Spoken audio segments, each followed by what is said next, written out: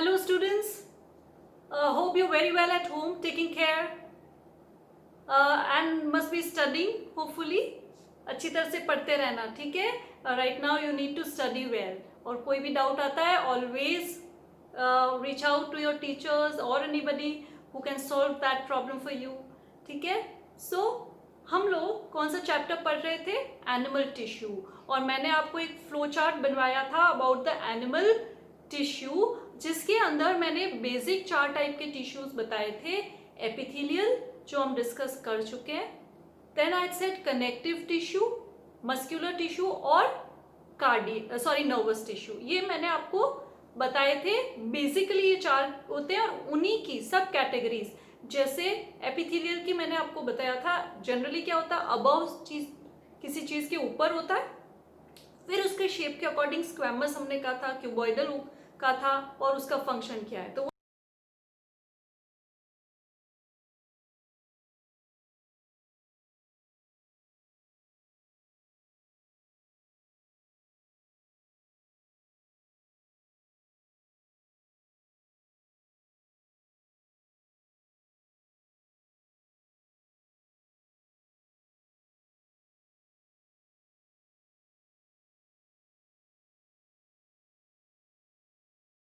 present, but along with them there is space also present, little in between all.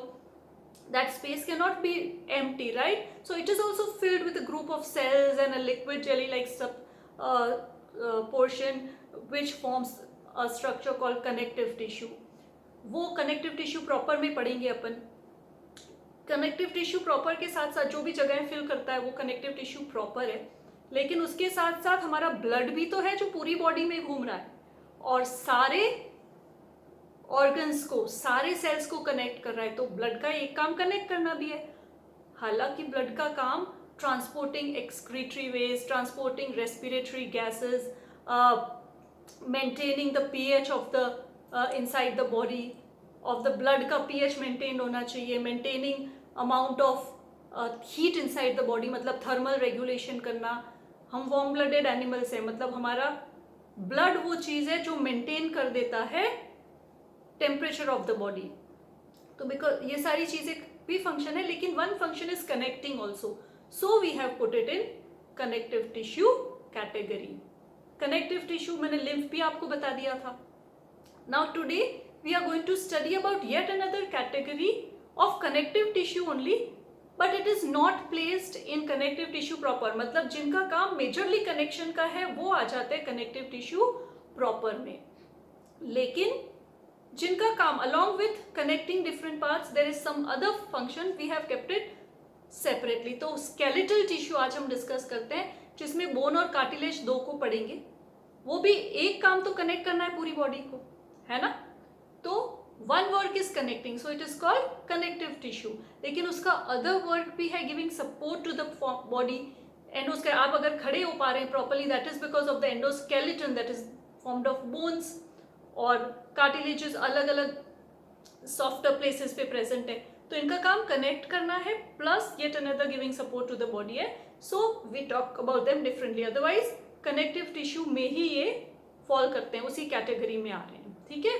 So today we talk about skeletal tissue. और skeletal tissue comes in which category? Connective tissue को ही पढ़ रहे हैं हम अभी तक. Skeletal tissue में दो होते हैं, one is bone, the other is cartilage. ठीक है, बोन और कार्टिलेज दो टाइप के स्केलेटल टिश्यू है. बोन्स तो आप जानते हैं, आपने देखे भी होंगे, जो वाइट हार्ड स्ट्रक्चर्स हमारी बॉडी में है, तो वो बोन्स है. तो आज हम थोड़ा सा उनके बारे में डिटेल पढ़ते हैं. लेकिन हमारी बॉडी में सब जगह पे वैसे हार्ड स्ट्रक्चर्स नहीं हो सकते, बोनी स्ट्रक्चर्स. फॉर एग्जाम्पल, आप मानो आपका नेक में जो विंड पाइप है पूरी बोन से बनी होती, it would be like your neck would be stiff like this. झुकाना पॉसिबल होता? Not possible, right. So neck is a flexible area. तो आपका रेस्पिरेटरी ट्रैक्ट में जो विंड पाइप है, कार्टिलेजिनस स्ट्रक्चर्स है, वो कार्टिलेजेस से बने हुए, a soft skeletal tissue compare to bone. Firm रहता है but not as firm and strong as the bone. So it has little bit elasticity. ठीक है. So let's talk about this. First, let us talk about bone. Bones are having hardest structure in the body and they form the, both these form the endoskeleton of the body. Endoskeleton, endo मतलब body के अंदर का, skeleton form करते हैं. These bones are made up of, or you can write they are hard structures made up of calcium carbonate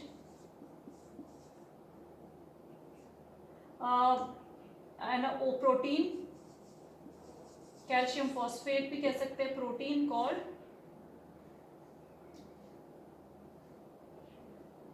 ओसिन. Calcium phosphate also, calcium phosphate majorly, calcium carbonate तो little bit है, calcium phosphate majorly is a part of bones. So it is a structure made up of, you can write CaCO3 अगर नहीं आता तो calcium phosphate, calcium carbonate and a protein called ossein. ये मिलके bone बनाते हैं. ये जो हमारे कार्टिलेजेस है they are softer compare to bones, और I can say more elastic compare to bones, not as hard, more elastic compared to bones, and they have protein, a protein called, because of a protein called chondrin, एक protein, sorry wait a minute, there is, let me use another pen, there is a protein called chondrin, इसकी वजह से ये ज़्यादा elastic होते हैं. ठीक है. So this is about the bone and cartilage. Let's discuss. Bones are present throughout the body, as you know. Cartilages are present where they are more elastic, so they are present in the soft areas. जैसे आपका tip of ear है, it is not bony. Your wind pipe, respiratory structures, they are cartilaginous. ठीक है. आपके respiratory tract जो है पूरा, जैसे ये आपका विंड पाइप है अगर, तो इसके ऊपर कार्टिलेजिनस होने के साथ साथ इसके ऊपर रिंग्स ऑफ कार्टिलेजेस भी है जो इसको इन प्लेस होल्ड करते हैं, फॉर्म रखते हैं. When there is less air, when you exhale, no there are chances कि इलास्टिक सॉफ्ट है तो वो अंदर चला जाए, कोलैप्स हो जाए, तो उसको होल्ड करने के लिए उसके ऊपर रिंग लाइक स्ट्रक्चर भी होते हैं जो भी कार्टिलेजेस से बने.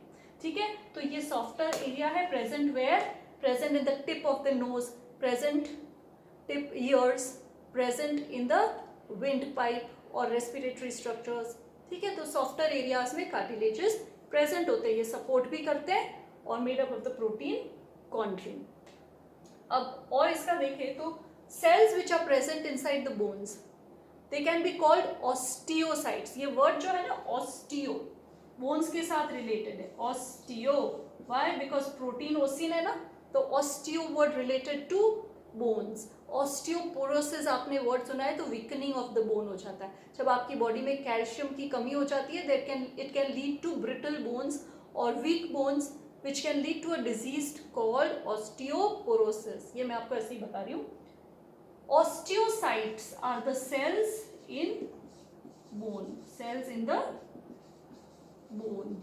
और कार्टिलेज में सेल्स होते हैं chondrocytes, which are cells in cartilage.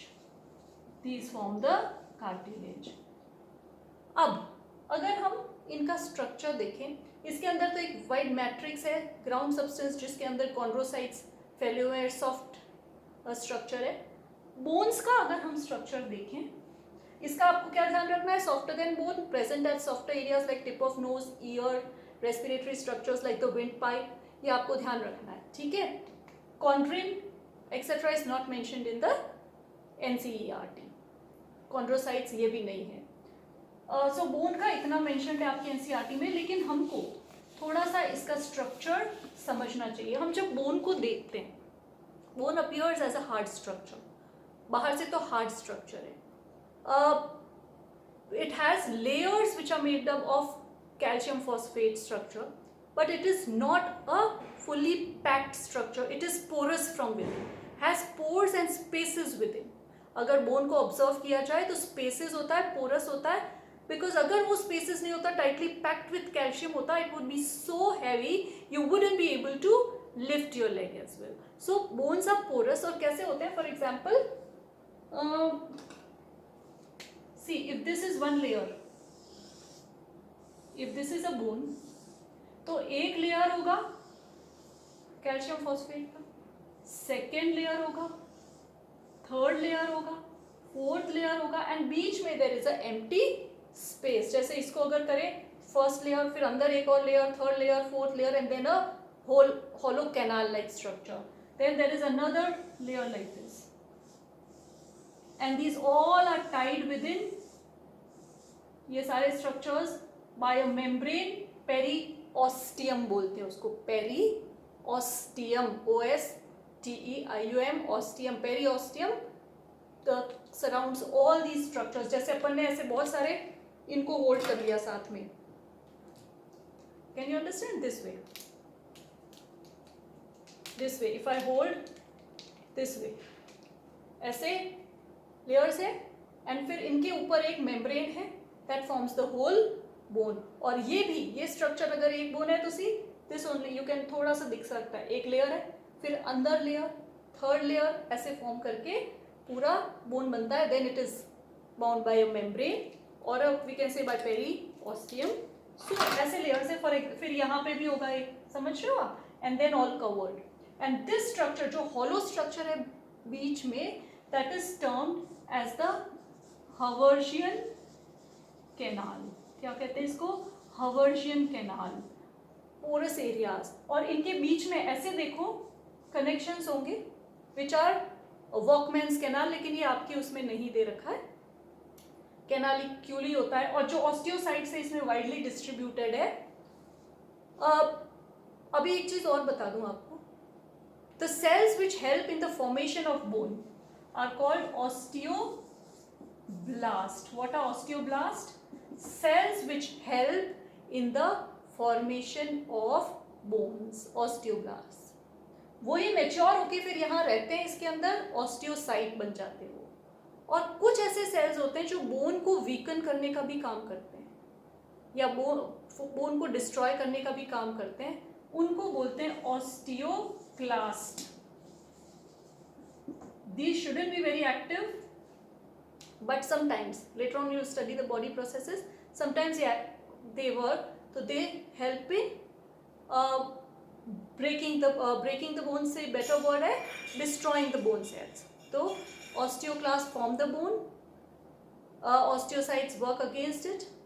osteocyte bone cells है, और ऑस्टियोक्लास्ट बोन डिस्ट्रॉय करते हैं. उनकी एक्टिविटी मिनिमम होनी चाहिए बॉडी में. ठीक है? सो ये आप याद नहीं भी रखेंगे तो चलेंगे, लेकिन osteocyte bones in the cell है.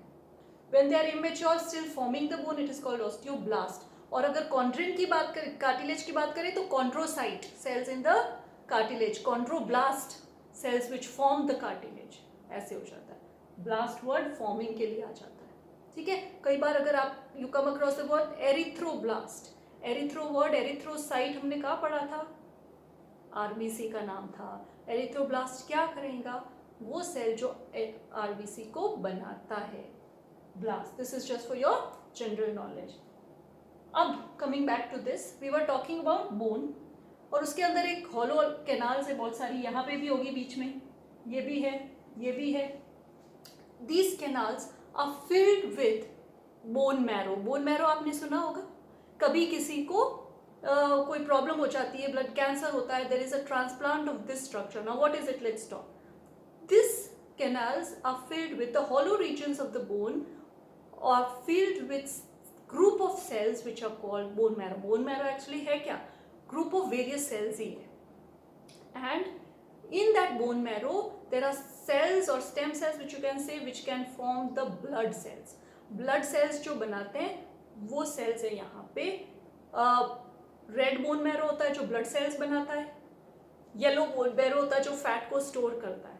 लेकिन majorly formation of blood in an adult human being takes place in the long bones, hollow structures in the bone जिसके अंदर फिल्ड है a group of cells called bone marrow which contain cells which are capable of making blood cells from them. They can degenerate, they can generate what?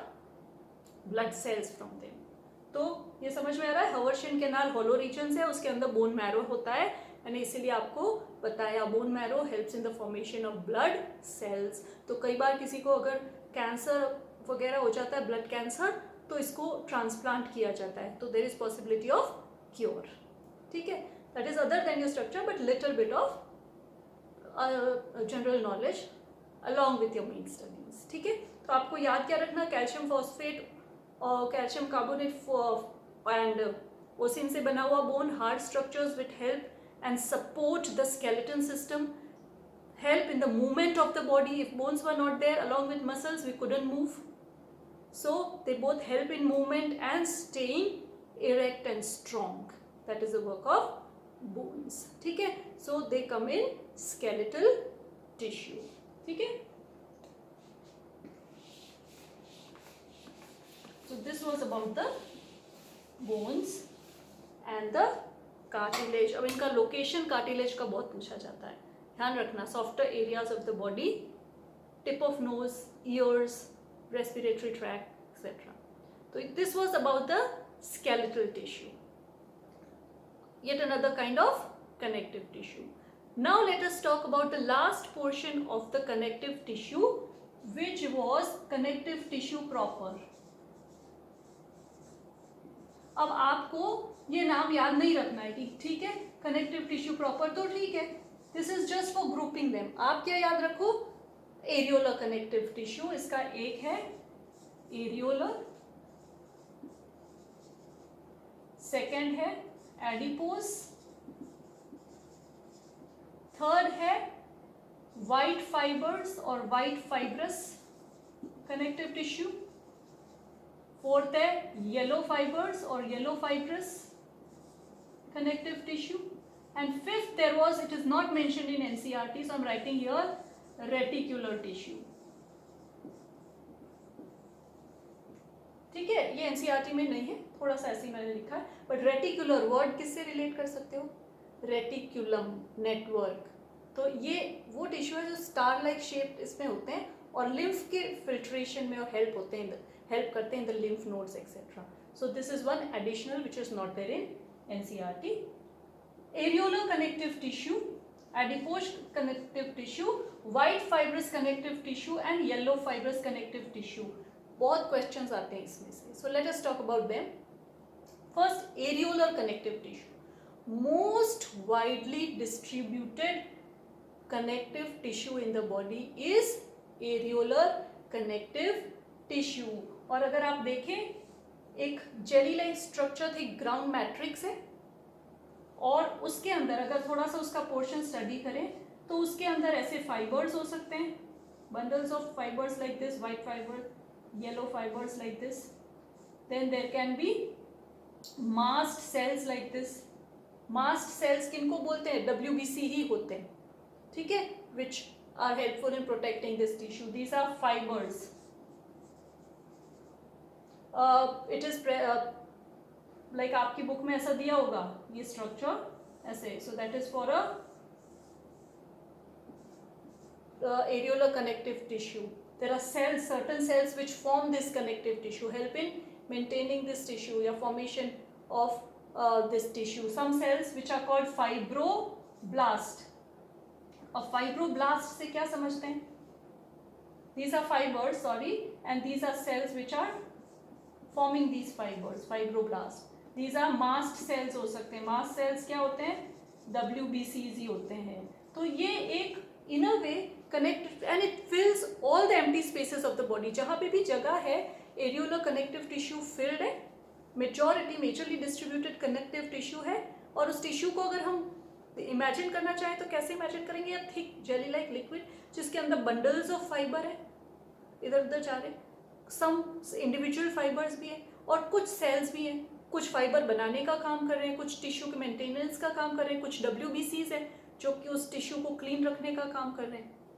ठीक है, that is areolar connective tissue. Most widely distributed tissue in the body is areolar connective tissue. ठीक है, तो ये आप ध्यान रखना। उसके बाद एडिपोज, देखो इसका फंक्शन, एडिपोज नाम आते ही आप याद रखो फैट।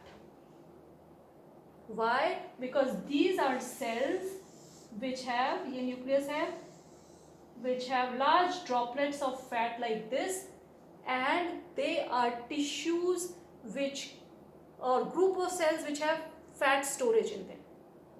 So ये बहुत क्वेश्चन आता है, which tissue stores fat? It is adipose, याद रखना। एडिपोज फैट स्टोरिंग टिश्यू, और कहाँ प्रेजेंट होगा?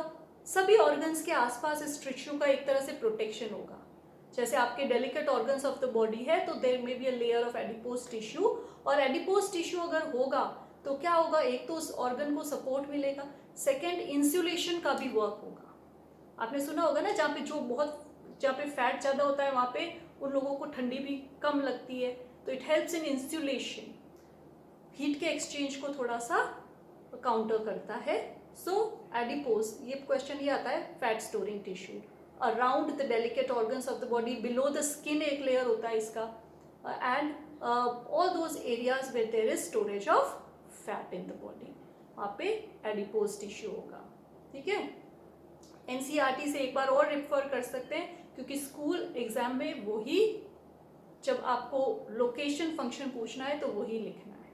ठीक है, नाउ बहुत ज़्यादा क्वेश्चंस आते हैं from these two, white fibrous and yellow fibrous connective tissue. So let us write them like this.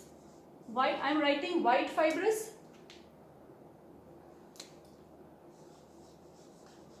sorry, white fibrous connective tissue, or I can also write tendons here.